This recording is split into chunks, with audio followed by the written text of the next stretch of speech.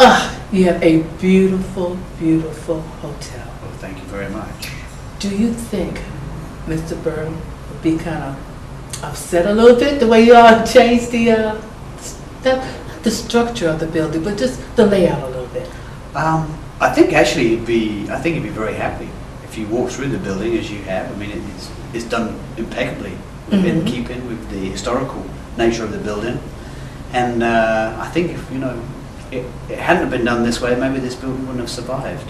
So I think in hindsight, yes, especially if you go through, when we go through the building, you can see Daniel Burnham is very much alive in this building in regards to his motif, which is on the carpets and on the grill. And oh, but that floor, the floor is so beautiful. I had a chance to feel that floor and feel it's in Boston, and so it's just gorgeous. And the tile that came from Texas. Ah, well, actually, that is the floor you touch is a mosaic tile, and that's actually Italian. It's Italian. Yes, and that was part of the original. But I called him a Texas. Ah, you're right though. You're not wrong. You're not wrong. The marble wall in there, which is the deep red with the white flash, that is from Texas. Okay. But that was originally, when the building was completed in the 1890s, was actually from Scotland. I was going through the hotel here with you, and you kept a lot of the original woods and the tiles. But the thing that really surprised me was the doors. Yes, the doors. That's one of the things. It's like, oh God, I'm going to work. Yeah, the guests they love that. There are historical floors, and basically, as you know, the building started off as an office building. Yes, it did. And so people used to come into work. These were their working offices, and yes, we maintained the outside of the framework with the office window, the office door, and the key. And the doorknob. That's right. Really sharp. That's the right. doorknobs are. Now, obviously, you notice we opaque the glass through so you can't see. Otherwise, that would have been a little bit scary. No, it's too much ambiance. Something else in the hotel that you did not take up the space, even though this used to be an office building. Someone may have said, if we take up some of this space, we can make the rooms larger. But you left it the way it was, and to me, it's very accessible for a wheelchair user. You're absolutely correct. The public areas on all of the hallways are very large, going in and out of the elevator. It's a very nice large area. As you can see, they were very much in keeping with what the office aspect was, which used to be of the building. No, and I think the contractors and the designers and Kimpton obviously tried to keep everything as much as they could in keeping with what the building was built for. And obviously putting the rooms obviously is important to us, but making sure the building also is architecturally sound is good. Kimpton is a business, an organization, rather. Yes. And their hotels are so unique. Yes. Why would they be? Just the flavour of Bill Kimpton, who was the founder, and he had a passion. He had a passion for boutique hotels, and that's part of Kimpton's charm, is that we're unusual. We're not your regular cookie cutter hotel. We're not your standard chain that you can get. We have different flavours. In the city itself, in Chicago, we have 3 sister hotels, very, very different. Yeah, we have the Monaco, which is 2 blocks away, and we have the Allegro and the Palomar, and they're all very different. Some are shiny and modern and new. Some are more historic, as we are. Some are very funky with lots and lots of vibrant different colours. We're a little bit more elegant. You know, we're friendly, but we're more elegant in style than our counterparts. Now, I have to be honest. When I came into your hotel, and I like it. Maybe some people wouldn't, but I like that your front desk was there. I didn't have to walk a mile and fix a picnic basket to get to your desk. I like the idea that it felt cozy. Cozy, that's a good word. It's cozy and comfortable. Yes. Well, when I came in. Exactly. That's what I felt. And that's exactly what we want you to feel. We want that to be felt in terms of when you come in. We have a very small footprint. The desk is right there. It's the one of the first things you see when you come in. We have a small living room, and the rest of the public area downstairs is the restaurant. So you've got this sort of ambience of the noise in the background of people eating and talking and laughing, and then that's basically what it is when you walk into the building. Now, when I walked in, my dog and I were there, and all of a sudden I hear someone say, "May I help you?" And I just figured, well, it must be a customer. And he just told me, "No, I'm one of the staff here." And so it's right there for you.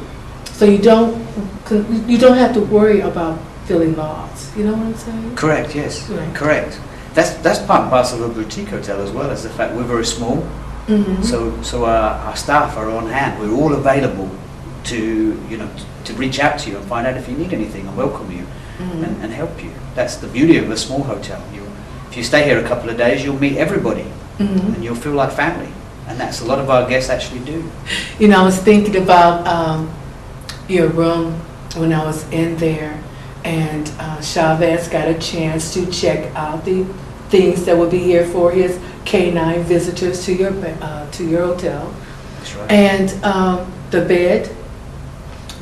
Megan had a chance. She missed her dog, so she had a chance to play the goldfish for a while, and that was very nice. Your bedrooms, Victorian novel. If you like Victorian novels, you want this hotel because it's the canopy. The beds are nice. The headboards. It just reminds me so much of the novels that I read. Did you purposely design it that way? They're very European. That's the main design. And our designer, Susan Caruso, who was the principal designer in '99. Yeah, she touched it so it's got a very European feel. So you could be in a city, maybe in France or maybe in Germany or the UK. And so that's what the idea was. Particularly with regards to remember the curtains, they had the music strings on them, Mozart and different violins to give it that kind of tweak. And I enjoyed your old phone on the hall. Yes, yeah, that's fun. With the phone and everything. I just think it's just so just nice. Yeah, so that's a little touch as well to give people an idea of the time period. But at the same time as being replicating the history, it's also modern and fresh in terms of everything is new, with regards to the style of it.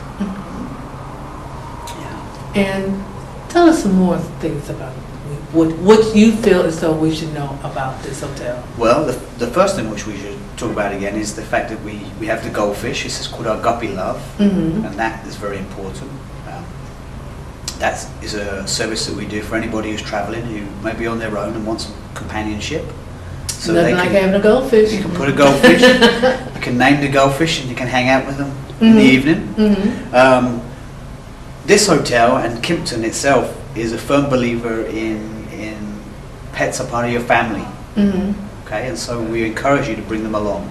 And so we have a pet program, and our pet program basically is selective. You can choose what you want. You can come and you can select just to bring your dog, and you don't need anything. But we're not going to charge you. Yeah? And if you need anything... No, wait a second now. It's about money. Now everybody is making money some kind of way. And you're telling me you're not charging for the dogs? No. It is about money. We want your money. But your dog is your family. And we don't exclude family members. And so we're fully pet friendly. We don't have any charges. There's no hidden charges, and there's no extra charges. You can bring your dog, your cat, your budgie, whatever your pet is. If it's very exotic, we'd like to know in advance, because that might be interesting. But general animals, we don't have charges. And actually, most of our hotels have a pet ambassador. Yes, and Dylan met my dog at the door. He was a real gentleman. And he told him, you know, some of the things that were going on here. That's right. That's right. I have a problem. You do. I went out last night and I ate and I drank and I slept late and I haven't exercised. And then there's your fitness room. Yeah, absolutely. Can you go there? Yes, on the 3rd floor, and it's a fabulous fitness room. It's just the right size. We've got a nice selection of free weights. We've got a couple of fantastic running machines that have got video screens on the front of them, so while you're running you can watch or hear anything you want. Your cafe downstairs, does it cater to your guests here in the hotel? Indeed it does, yes. It's a very popular restaurant, and actually the Atwood Cafe locally is very renowned. We do an amazing amount of business for lunchtime. We build the offices. And in the evening we do lots of theatre dinners, and it's a destination restaurant for a lot of people from the suburbs and the downtown dwellers. But also that makes it doubly more interesting for our guests, because they get to go into a restaurant that is, you know, it's charged, got lots of people and dine in, and so it's great food as well. It's a good comfort food. So did it come in 1999 as well? Yes, indeed. Yeah, indeed. The restaurant was opened. It's been open for 10 years, and it's fabulous. I want to thank you so much for letting us come. Travelers with Disabilities Having Fun, to see your hotel, to know that it's dog friendly, to know that it's accessible to anyone that comes here, and that it's so much fun. Thank you. Thanks for coming. We appreciate it. Thank you for having us. This is Beatrice Leonard signing out right now for Travelers with Disabilities Having Fun.